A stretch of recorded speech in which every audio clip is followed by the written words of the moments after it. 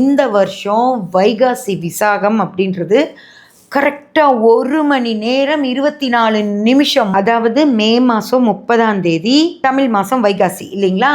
அப்போது சனிக்கிழமை 12:54க்கு பௌர்ணமி தொடங்குது. விசாக நட்சத்திரம் முடியறது அதே சனிக்கிழமை மே 30ஆம் தேதி மதியம் 2:18ஓட விசாக நட்சத்திரம் முடிஞ்சிருது. பௌர்ணமியும் விசாகமும் சேர்ந்து இருக்கிற நேரம் என்னன்னு பார்த்தீங்கன்னா 1 மணி நேரம் 24 நிமிஷம் மட்டும்தான். பௌர்ணமியும் விசாகமும் சேர்ந்து இருக்கிறது அந்த 1 மணி நேரம் 24 நிமிஷம் மட்டும்தான். அந்த 1 மணி நேரம் 24 நிமிஷம் கூட கோயில்களில் நட சாத்திடுவாங்க. ஏன்னா ஒரு 12-12:30க்கெல்லாம் சாத்திடுவாங்க. அதுக்கப்புறம் திரும்பி 4 மணிக்கு தான் திறப்பாங்க.